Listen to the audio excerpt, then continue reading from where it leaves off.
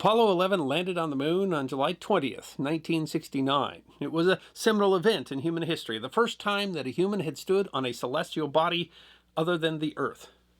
But even before Neil Armstrong's small step for man, NASA was already planning its future based on the technology that had been developed for the Apollo program. And among those was a series of studies to send a manned mission around Mars. Now, more than 50 years later, we are still far from our goal of sending humans to our planetary neighbors. But sometimes the most interesting history is the history of what might have been. NASA's manned Mars mission plans of the 1960s deserve to be remembered.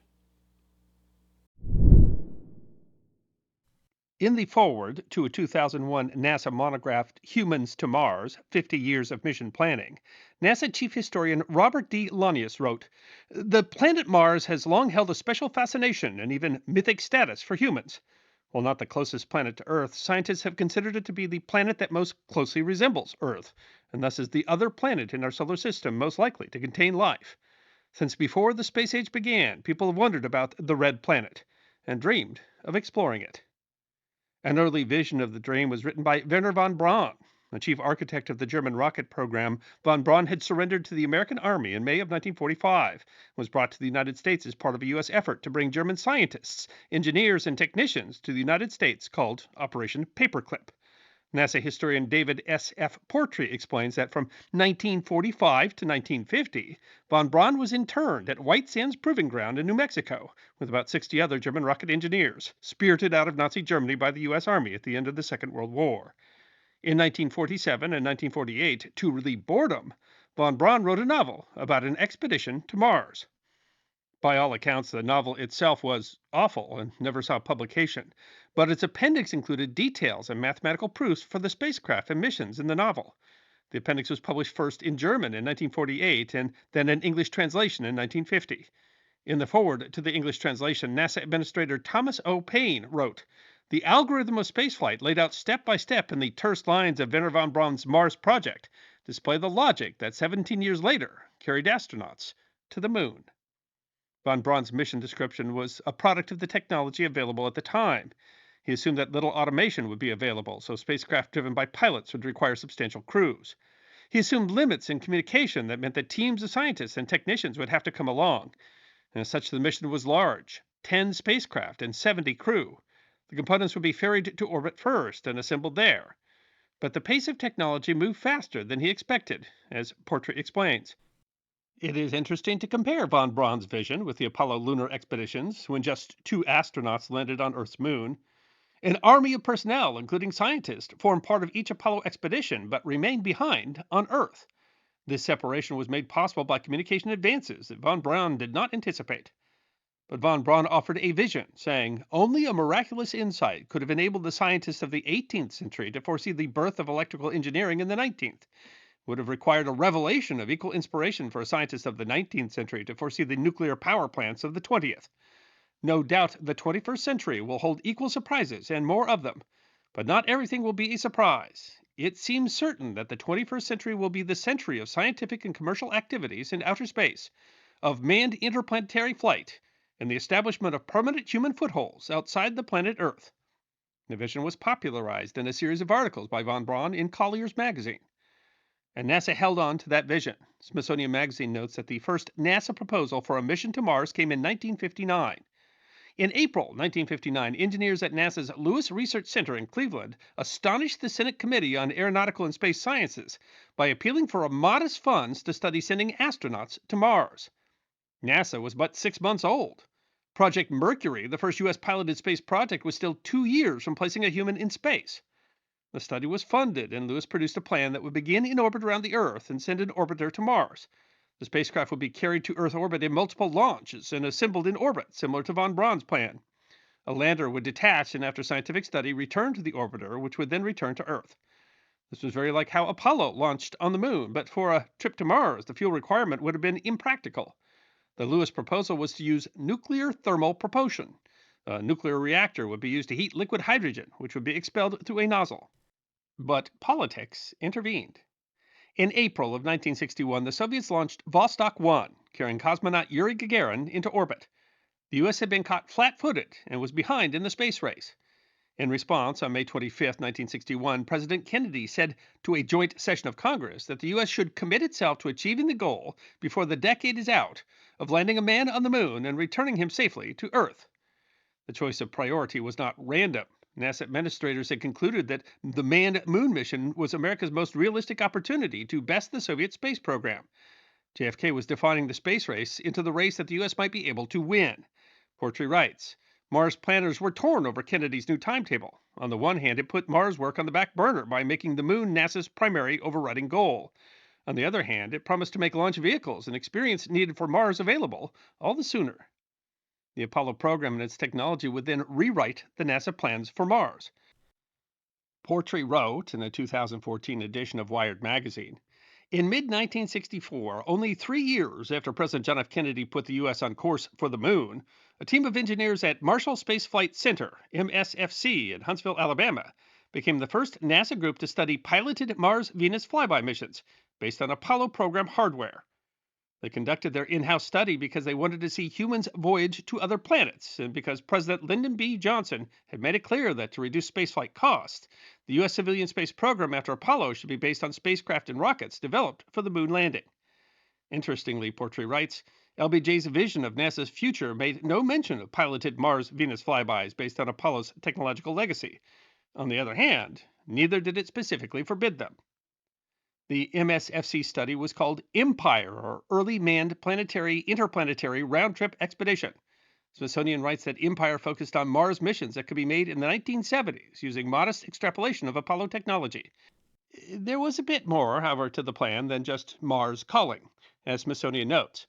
According to author T.A. Heppenheimer, writing in NASA's newly published book, The Space Shuttle Decision, von Braun realized that the Marshall Center's role in Apollo would end as soon as its large Saturn boosters were ready for moonflight.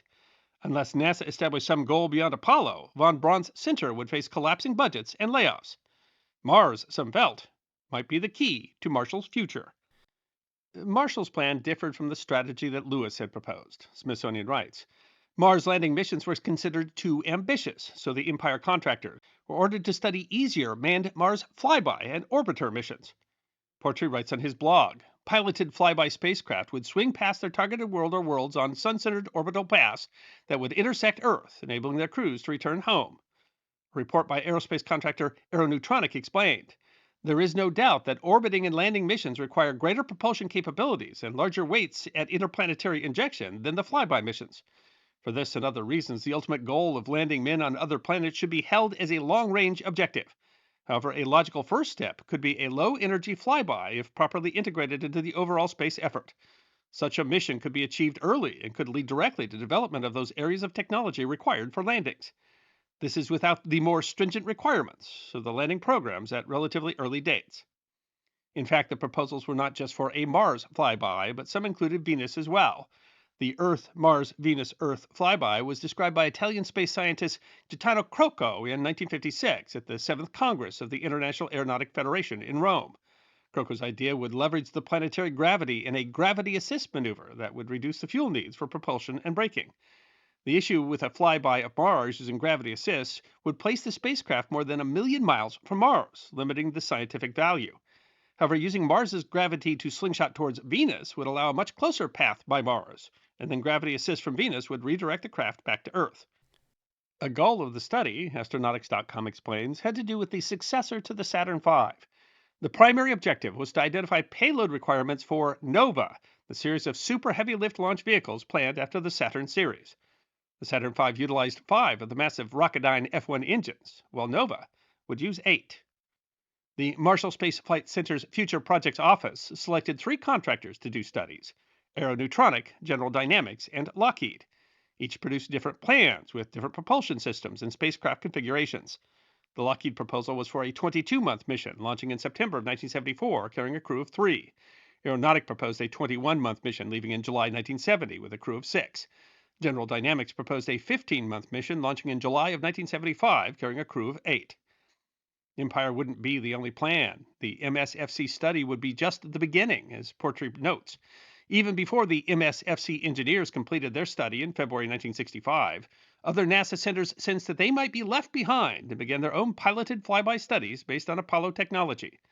Smithsonian writes, if Mars was to be NASA's target after the moon, no NASA center wanted to be excluded.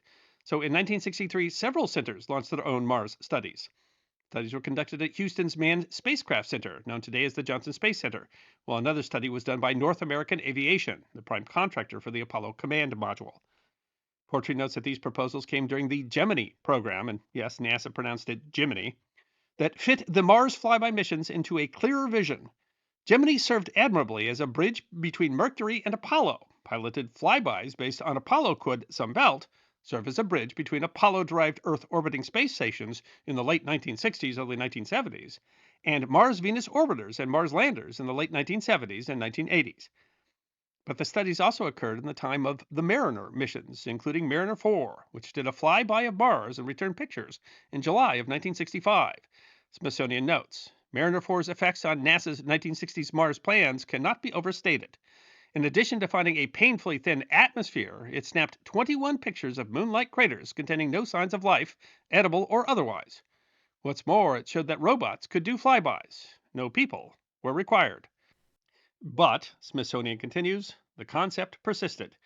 While the host of studies were being conducted, NASA put together a joint action group to coalesce the best of the proposals.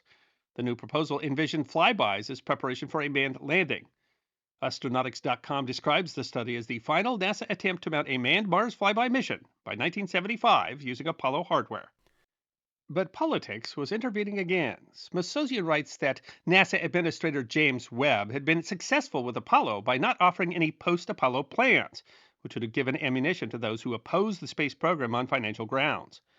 When Webb stepped down and was replaced by Tom Paine in 1969, Paine was not as politically savvy and proposed high-budget Mars missions. It was a bad time to do so. Smithsonian notes that in 1967, Congress had warned that Vietnam War's cost dominated the federal budget, and that it would tolerate no new undertakings.